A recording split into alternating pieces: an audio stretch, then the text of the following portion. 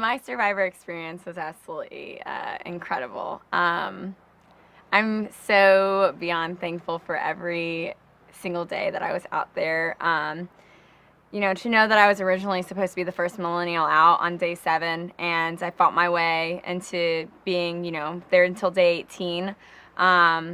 It's mind blowing to me. I'm not there, and I wish I was there, but I grew so much as a person. Spiritually. I felt like I really connected with, even Earth and just like so much stuff that I really didn't know. I could really grow with out here in a game of lying and deceit and manipulation. And then I kind of, I found trust in somebody out here that was absolutely amazing with Tay. And, it's just, there's so much that I learned that I could do that I never thought I could. So to get that, and yes, I didn't make it to day 39. I know I could have if I would have still been there. But to know that I've learned so much about the things I can do and there's nothing that I can't do, that's so much more to me than just having the money at the end. Really growing as a person and making genuine connections with someone like Taylor and even friends that I'm going to have forever. It's just, it's something, it's kind of inexplainable, but it just has embodied me, and it's just, it lights me up, and I'm so happy from the entire experience. I think for sure when I go home that my friends and family back there will notice a huge difference in me. They're going to just see more of a peaceful-minded, warm-hearted Figs. Not that I never was before, but it's just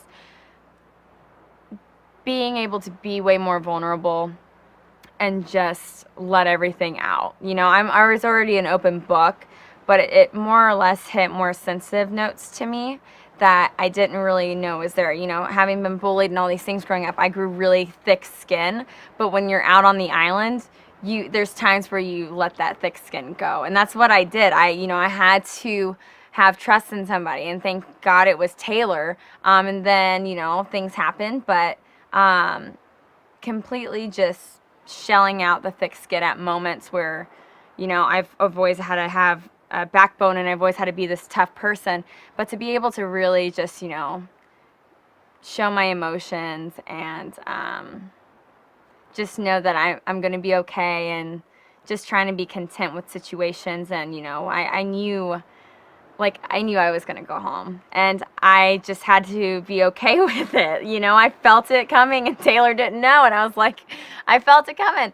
But I'm sitting here smiling, and it's just because you have to take the good with the bad. But it was a learning experience, and I'm just, yeah, Figs has grown a lot, and in positive ways, and I'm very excited to see where it takes me at in my life. I think people definitely will look at Taylor and I and think, that wasn't smart of Figgy, that's not smart of Taylor, and that puts target on their back. But when something so real comes into a game of like the manipulation and the lies, you don't set that aside. You hang on to it, because when you're out here and everything is fake and lies, the one real thing you can hang on to is another person. That's so beautiful. That was my peace at mind and in my heart, and just at the end of the day, to have somebody genuinely care about me and would tell me to wake him up in the middle of the night if I needed to talk, or if I was scared, or if I had a nightmare, or if I needed him for anything, he was there.